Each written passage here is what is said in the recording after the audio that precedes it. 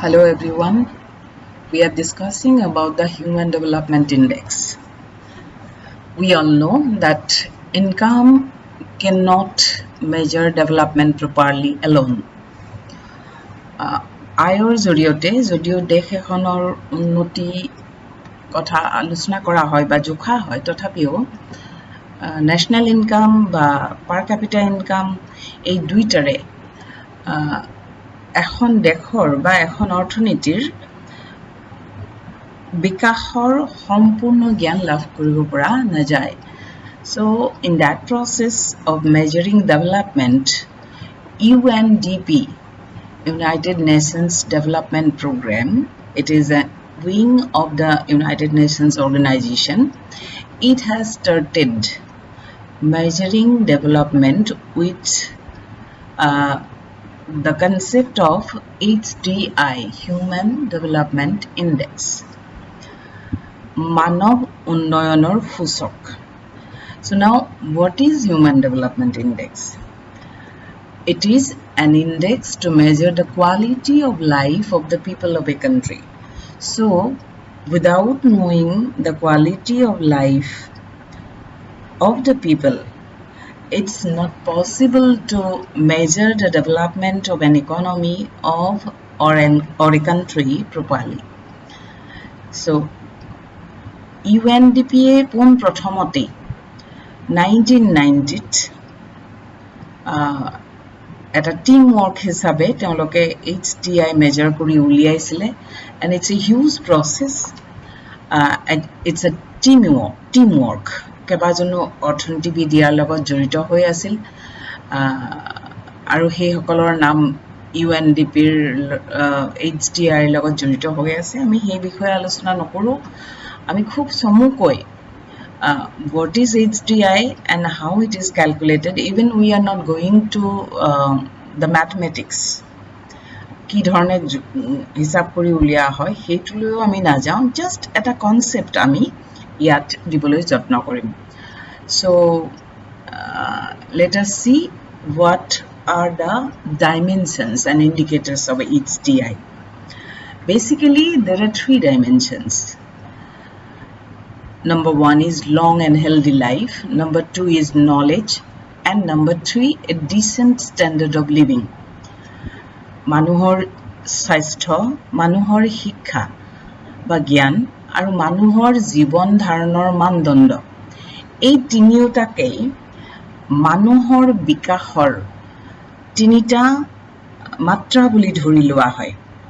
Jodi ekhon dekhor jonosadharonor hikha dikha thake প্ৰয়োজনীয় শিক্ষা দীক্ষা তেওঁলোক যদি সুস্বাস্থ্যৰ আৰু সুদীৰ্ঘ জীৱনৰ অধিকাৰী হয় আৰু তেওঁলোকে যদি জীৱনৰ যিখিনি অতি প্ৰয়োজনীয় সামগ্ৰী বা অতি প্ৰয়োজনীয় বস্তু সেইখিনি যদি যোগাৰ কৰি ল'ব পাৰে আৰু সুন্দৰভাৱে এটা জীৱন ধাৰণ কৰিব পাৰে যাপন কৰিব পাৰে তেতিয়া হলে ক'ব পৰা যায় যে সেইখন দেশত মানুহৰ উন্নতি হৈছে গতিকে এই তিনিওটা যদিও it's very difficult to measure all these issues mathematically still attempts are made to calculate them mathematically আমি জানো যে কিমান সুন্দৰকৈ মানুহে জীৱন ধাৰণ কৰিছে তাক অংকৰে দেখুৱাটো বৰ সহজ কথা নহয় বাট যেতিয়া আমি দেখুৱাম জেনাৰেলাইজ কৰিম গতিকে সিম্পলিফাইড ম্যানাৰলৈ আনি হেতু সুন্দৰকৈ দেখুৱাৰ এটা প্ৰচেষ্টা কৰা হৈছে সো এই তিনিওটা ডাইমেনশনস বা মাত্ৰা এই মাত্ৰাক নিৰ্দেশক হিচাপে there are three dimensions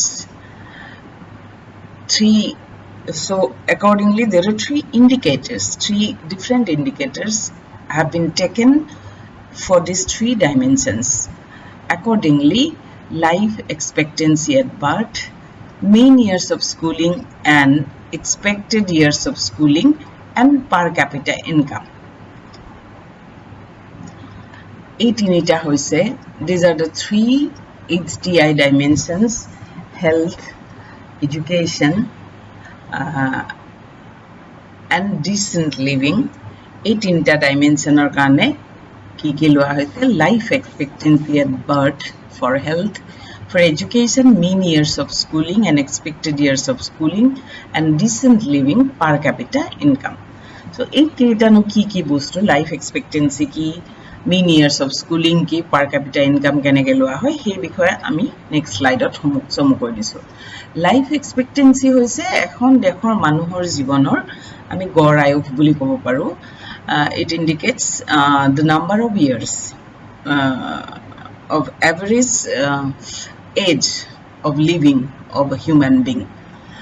দ্বিতীয়তে expected years of schooling অত কি কৰা হয়, number of years যে জন্মৰ পৰা শিশুৱে যিটো এনৰোলমেণ্ট পেটাৰ্ণ থাকে, স্কুলৰ যিটো স্তৰ থাকে শিক্ষাৰ, কলেজৰ বা স্কুলৰ, সেইমতে কিমান বছৰ আচলতে পঢ়িব লাগে, স্কুললৈ যাব লাগে, সেইটো ধৰা হয়।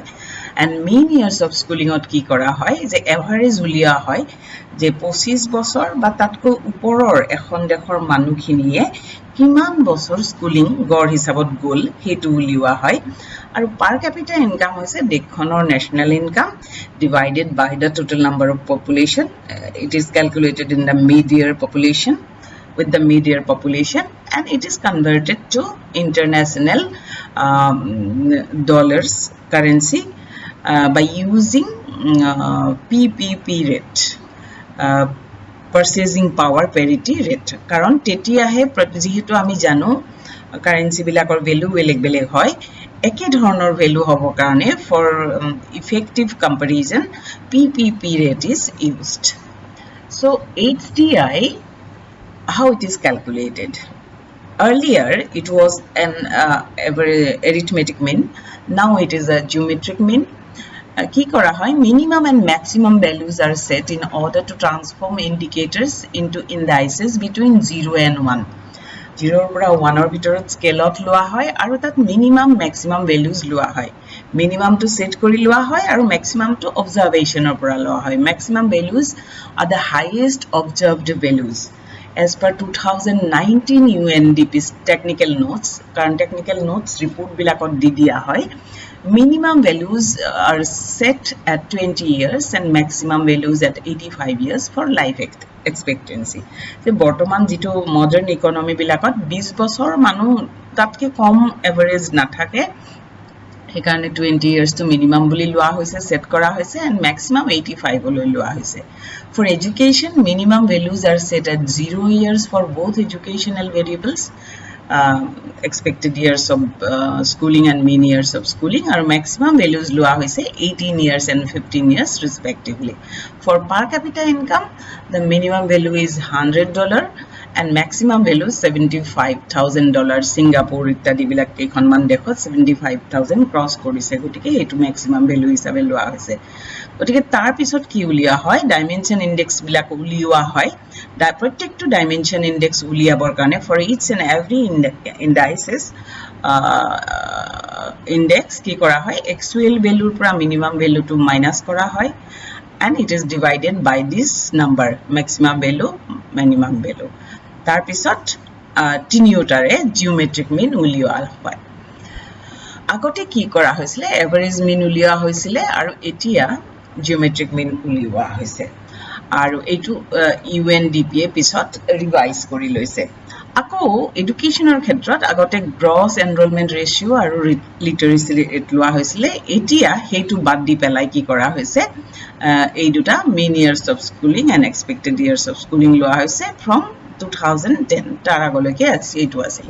এতিয়া চাৰিটা ক্যাটেগৰি ভগোৱা হৈছে, ভেৰি হাই, হাই, মিডিয়াম, লো। আগতে হাই, মিডিয়াম এণ্ড লো আছিল, আৰু এইটো হৈছে ভ্যালু 0.800 তাৰ এবাভ হলে very high, in between 0.700 to 0.799 high, medium 0.550 to 0.699 যত আমাৰ ভাৰতবৰ্ষ অসম ইত্যাদি বিলাক পৰে, low below 0.550। so এইটো হৈছে ক্যাটেগৰি, আৰু এই মতে দেশ বিলাকক ইউএনৰ যিবিলাক মেম্বাৰ কান্ট্ৰি আছে সেইবিলাকক ভাগ কৰি এই মতে UNDP HDI মেজাৰ কৰি উলিয়ায়। আৰু এতিয়ালৈকে যিবিলাক আমাৰ টুলস আছিল to measure development, this has been accepted as the modern and most suitable tools of measurement. Thank you.